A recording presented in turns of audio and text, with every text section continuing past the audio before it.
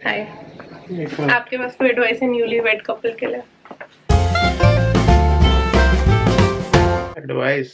हाँ, हाँ, वैसे तो अब 9 साल हो गए तो हम एडवाइस दे ही सकते हैं। हम एक्सपर्ट्स हैं शादी में। एडवाइस तो वही है कि एक तो अपनी लाइफ को ज़्यादा दूसरों से कंपेयर मत करो। जैसे आप आजकल सोशल मीडिया में सब लोग डाल रहे हैं, मैं यहाँ घूमने गया हूँ, वहाँ घूमने गया हूँ, ये वो। तो सबकी लाइफ के सर्कमस्टेंसेस अलग अलग हैं। किसी कोई पेरेंट्स के साथ नहीं रहता तो ऑब्वियसली ज़्यादा घूमता है, कोई पेरेंट्स के साथ रहता है तो उनका थोड़ा सा डिफरेंट हो जाता है। तो सबकी लाइफ अलग है, तो आप अगर उससे कंपेयर करके अपना उसी से देखते रहोगे कि मैं घूम नहीं पा रहा या मैं घूमने नहीं जा पा रही या जैसे भी है, तो एक तो वो है कि कंपेयर मत करो, सबकी लाइफ अपनी अलग अलग है। और दूसरा मेन झगड़े का जो रीजन रहता है वो पेरेंट्स को लेके होता है। तो ना आप अपने पार्टनर के पेरेंट्स को लेके कंप्लेन करो, ना आपका पार्टनर ज़्यादा कंप्लेन करे। थोड़ा सा एडजस्ट तो करना पड़ता ही है। ऑब्वियसली गर्ल्स दूसरे घर में आती हैं तो उनको ज़्यादा एडजस्ट करना पड़ता है, लेकिन फिर भी अगर थोड़ा सा अपना पेरेंट्स मान के, और पेरेंट्स को भी चाहिए कि वो गर्ल को अपनी बहू मान के या बेटी मान के जैसे भी करें, तो अगर ये चीज़ सॉर्टेड है तो मुझे नहीं लगता कि कोई ज़्यादा प्रॉब्लम्स आती हैं। गुड। चलो मैं ऑफिस जा रहा हूँ। आपको बोनस टिप्स मिल गए मेरे टिप्स से। मतलब सेकंड पॉइंट मेरे पास भी था बट फर्स्ट पॉइंट मैंने नहीं डाला था अपने लिस्ट में। तो those were Varun's top 2 advice for newly वेडेड couple. But मैं पहले आप लोगों को बताना चाहती हूँ कि ये वीडियो आया कहाँ से। सो तृप्ति उपाध्याय ने कमेंट किया था अभी मेरे 1-2 व्लॉग्स पहले पे कि a must vlog for those girls who are getting married in this season, any special advices and suggestions for them?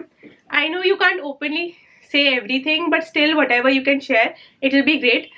वैसे honestly I can openly say anything क्योंकि ऐसा कोई like लगता है कि लोग जो जॉइंट फैमिली में रहते हैं उनको हमेशा ही प्रॉब्लम्स होती है, ऐसा नहीं होता। एंड आई नो बहुत लोग बोलते हैं कि नहीं जॉइंट फैमिली में ये प्रॉब्लम है वो प्रॉब्लम है, but like any time I try to make a video on joint families, मेरा हमेशा यही मैसेज पुट अक्रॉस करने का मकसद होता है कि सारी जॉइंट फैमिलीज गंदी नहीं होती, हर सारे इन लॉज गंदे नहीं होते। इट इज मतलब ये नहीं होता कि ठीक है, I think majority of the people को लगता है कि इन लॉज से सब लोगों को प्रॉब्लम होती है, बट काफी सारे ऐसे भी लोग हैं जिनको लिटरली कोई प्रॉब्लम नहीं है अपने इन लॉज के साथ, like me, and I am sure आप जैसे बहुत हो गए। सो प्लीज कमेंट सेक्शन में अगर आपको आपके इन लॉज से कोई इश्यूज नहीं है, प्लीज कमेंट डाउन बिलो कि me and my in laws are good and हमारे अच्छा रिलेशनशिप है, ताकि जो ये न्यूली वेडेड गर्ल्स है इनको पता चले कि सारे इन लॉज बुरे नहीं होते हैं। And then Rashi Srivastava also said, yes, even I'm getting married and need some advices. So congratulations first of all to everybody who's getting married this season, wedding season. या आप ये video कभी future में देख रहे हो तो congratulations. And आज मैं आप लोगों के साथ शेयर करूंगी my top 10 advices for newly married couple. अब वो मैंने अपने नोट्स बना रखे हैं मोबाइल में, तो I am going to keep referring to those as well. आपको वरुण के तो बोनस टिप्स मिल गए, but my number 1 tip, and this tip is something that like we made sure to follow and even till date we follow, is to never sleep when you're angry. Generally couples के झगड़े होते हैं वो रात में, you know, रात में जो आप सोने जाते हो और आप बातें करते हो और what happened during the day, उसी टाइम मैक्सिमम टाइम क्या होता है झगड़े स्टार्ट होते हैं और झगड़े हो जाते हैं और काफी लोग झगड़ के सो जाते हैं। तो आप नेक्स्ट डे जब उठते हो तो आप रिजॉल्व नहीं होता आपका झगड़ा, कुछ लोग इग्नोर कर देते हैं, they go about their day until next time, जब तक झगड़ा नहीं होता तो पुरानी चीजें भी निकल के आती हैं क्योंकि वो रिजॉल्व नहीं हुई थी। इसलिए never sleep when you are angry. जब तक तुम्हारा झगड़ा सॉर्ट आउट नहीं होता तब तक लड़ते रहो, लड़ना है तो रात भर लड़ना है तो लड़ते रहो, बट तब तक सो मत जब तक झगड़ा सॉल्व नहीं होता। My second tip is exactly what जो वरुण की second tip थी, is don't say mean things about your partner's parent. किसी को भी नहीं अच्छा लगेगा यार अगर तुम उसके पेरेंट्स की बुराइयां करोगे। And I know it's a huge adjustment for both the boy and the girl, and especially the girl अगर आप एक joint family में enter करते हो, क्योंकि like अलग लोग है ना, जरूरी तो नहीं है that you're going to like them 100%, कुछ ना कुछ उनकी आदतें हो सकता है आपको नहीं पसंद आए, बट अगर कोई चीज इग्नोरेबल है इग्नोर करो। क्यों बताना है, लाइक क्यों हर छोटी छोटी चीज डिस्कस करने का कोई पॉइंट नहीं होता। एंड वो end of the day it's going to hurt your partner, क्योंकि आप उनके पेरेंट्स की बुराई कर रहे हो यार, उनके पेरेंट्स हैं, आप कुछ भी बोल लो, आप उनके वाइफ हस्बैंड कुछ भी हो, वो उनके पेरेंट्स हैं, उनकी बुराई करने से कभी अच्छा नहीं मिलेगा आपको। हाँ, कुछ जेन्युइन प्रॉब्लम हो रही है, कुछ ऐसा हो रहा है जो आपको लगता है आप सॉल्व नहीं कर पा रहे, इग्नोर नहीं कर पा रहे, ऑब्वियसली डिस्कस दैट, बट अगर कोई छोटी सी चीज है let it go. Now the third point is for the new bride. Don't worry, new grooms के लिए भी है मेरे पास, वो next point है. But the third is for the new bride, and this is for you especially because expected होता है society में कि girls adjust करेंगी दूसरे घर जाके, girls अपने आप को बदलेंगी दूसरे घर जाके, which to an extent is okay.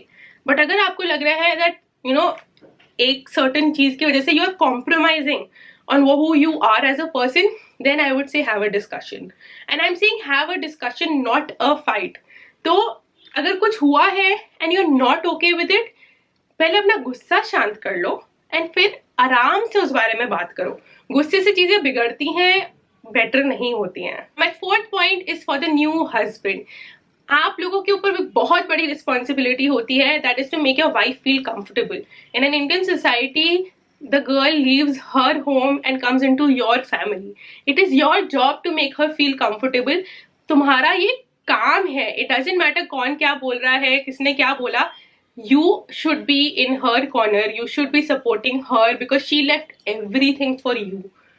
And that being said, to make her feel comfortable, अगर उसके पेरेंट्स सेम सिटी में रहते हैं तो फ्रीक्वेंटली उसको, specially in the first few months of marriage, frequently उसको उसके घर लेके जाओ, उसको लाइक उसके पेरेंट्स से मिलने के लेके जाओ, क्योंकि उसको अच्छा लगेगा. अगर उसके पेरेंट्स डिफरेंट सिटी में है तो plan a trip to go back to her home town with the first couple of months of marriage, ताकि उसको अच्छा लगे.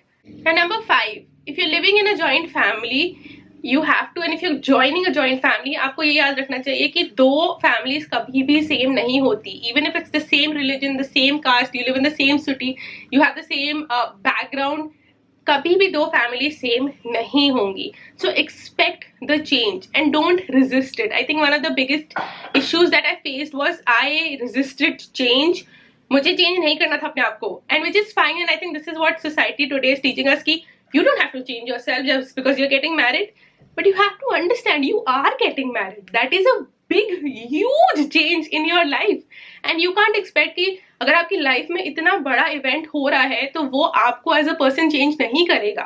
वो करेगा. आप like, I am not saying that you have to change everything about you, no, but I am saying expect कि हाँ कुछ कुछ चीजें चेंज होंगी, maybe with yourself, maybe with the environment around you, but change will be there. And if you're somebody who resists change, like I don't think अब मैं हूँ, but I was a person who did not like change. मैं resist करती थी change. I would get angry. I would be like मुझे नहीं change होना. But over time I've realized that if like change is not bad. Change मतलब छोटे, and especially if it's like a little things. I'll give you an example, and like because I'm sorry, मैं नाम भूल गई.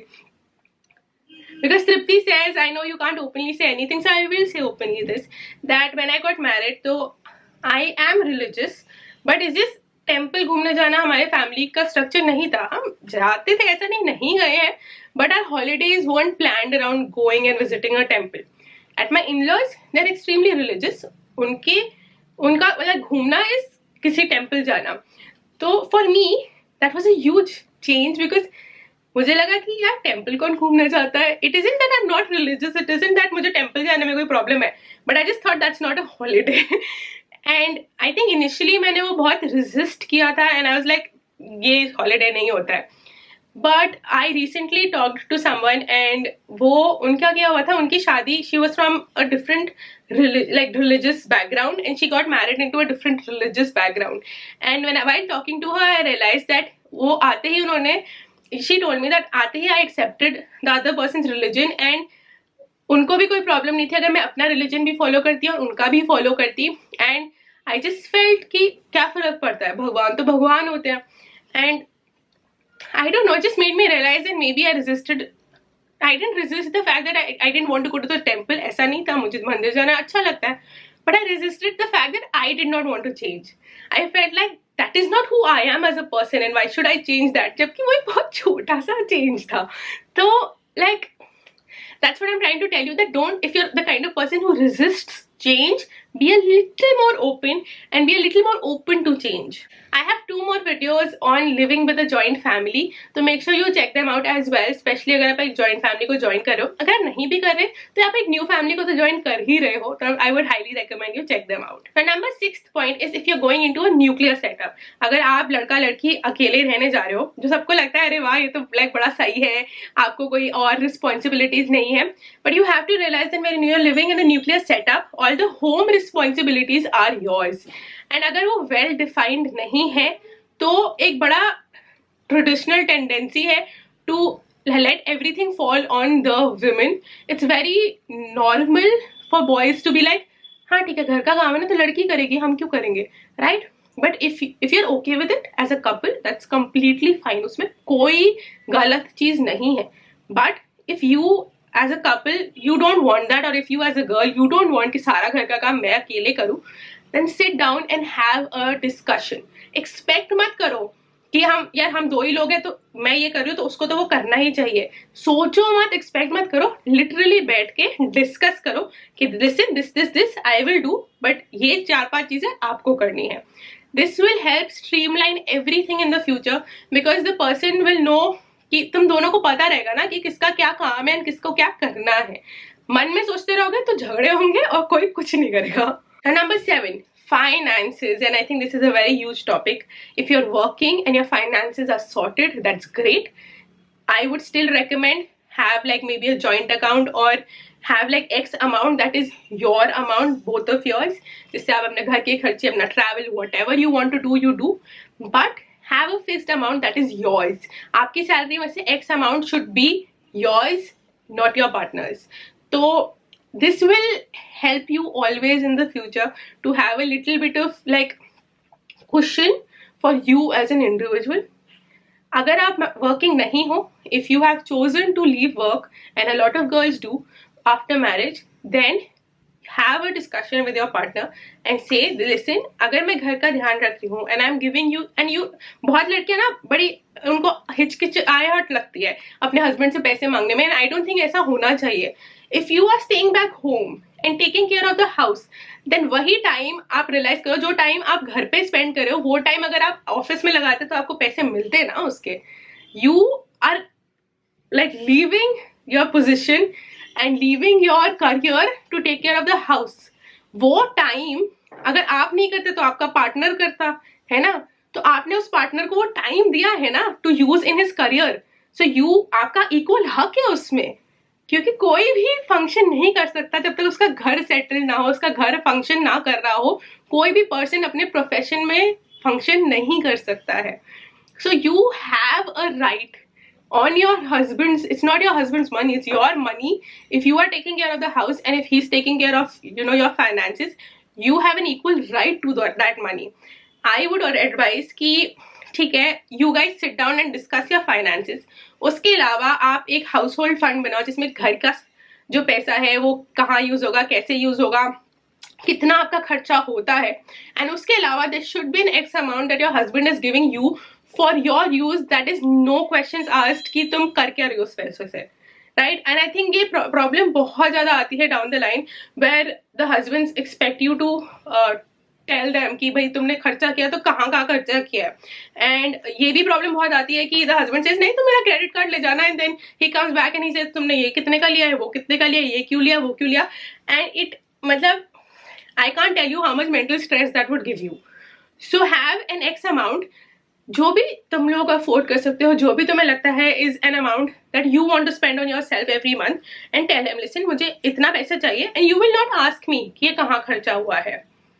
Number 8, do not fight in public. And by public I don't just mean कि बाहर सड़क पर जाकर मत लड़ो, आई एम श्योर आप लोग उतने इंटेलिजेंट हो, but I would say do not fight in front of your family. अगर आप चाहते हो फैमिली इंटरफेयर ना करे, बिकॉज एक ह्यूमन नेचर होता है, अगर पेरेंट्स को दिख रहा है उनके बच्चे उनके सामने लड़ रहे हैं, ऑब्वियसली वो जाके इंटरफेयर करेंगे. और मैक्सिमम टाइम यही होता है जब कोई तीसरा पर्सन आके एक कपल के बीच में कुछ बोलता है तो वो झगड़ा बढ़ता है, वो झगड़ा कम नहीं होता है. पेरेंट्स को लगता है कि वो अच्छा कर रहे हैं, अपनी तरफ से अपने बच्चों का झगड़ा सॉल्व करने की कोशिश कर रहे हैं, but maximum time for a couple वो झगड़ा हमेशा बढ़ जाता है। तो अपने झगड़े प्राइवेट रखो एज अ कपल, अपने रूम में जाके चुपचाप कोने में जाके लड़ो ताकि आवाज तक बाहर ना जाए। Nobody outside the two of you should know कि तुम्हारा झगड़ा क्यों हो रहा है, कब हो रहा है, क्या हो रहा है। Obviously if things go out of hand और कुछ ज्यादा ही बहुत बड़ी बात हो तो बात अलग है फैमिली को इन्वॉल्व करना, but I am talking about like जो छोटे छोटे झगड़े होते हैं ना डे टू डे लाइफ में। Now the ninth point, I don't really think I need to give this advice, but maybe कुछ लोगों को चाहिए हो, which is to make time for each other, especially in the first couple of years of your marriage। आपको कम से कम हफ्ते में एक बार तो बाहर जाना चाहिए। You need to kind of understand each other's habit, especially if you have an arranged marriage। तो obviously आपको literally कुछ नहीं पता उस person के बारे में, but even if you have a love marriage, you don't know each other as a husband and wife। You don't, until you are living together, maybe तब आपको थोड़ा बहुत idea फिर भी रहता है दूसरे person का, but if you are in love marriage and not living together, you don't really know how it is to live with the other person। तो I would advise कि and arranged marriage में तो ये करना ही चाहिए, हफ्ते में एक बार जरूर बाहर जाओ, take time for each other। At least if अगर फर्स्ट 2 साल नहीं कर सकते तो फर्स्ट 1 ईयर पे तो एटलीस्ट ये करो ही करो। And the number 10 point I have is to wait to have a child. बहुत बड़े बुजुर्ग ये कहते हैं, मुझे समझ में नहीं आता ये क्यों कहते हैं कि अगर झगड़े हो रहे हैं या एडजस्ट नहीं कर पा रहे तो एक बच्चा कर लो। क्यों भाई मतलब एक बच्चा ऑलरेडी एक स्ट्रॉन्ग रिलेशनशिप को हिला डालता है। You are hungry, you are sleepless, you are going through hormonal changes. It is like as a couple it's not a good time, like it's the cutest time because you're having a child together, but it is also a very difficult time because you're having a child together। So I would say do not rush into this, and I can understand like couples की शादी होने के बाद ना like next day से ही pressure शुरू हो जाता है कि अब बच्चा कब आएगा। like रस्म भी होती है जिसमें आपके गोद में एक बच्चा देते हैं, you're like oh अब बच्चा कब आएगा, तुम्हारा नहीं चाहिए अभी। भाई पहले understand each other, पहले एक दूसरे के साथ अपना कनेक्शन स्ट्रॉन्ग करो, work well together as a couple, and then choose. मेरे कैमरे को पता नहीं क्या हुआ, बंद हो गया। So what I was saying was पहले choose like be a strong couple and then choose to have a child। don't give into the pressure of having a child। anyways I hope ये top 10 tips आप लोगों को help करे किसी तरीके से। if you are already married then please comment down below top tips, the top 2 tips that you have for newly married couple। I'm sure it will help so many people out, and I'll see you guys tomorrow। Bye।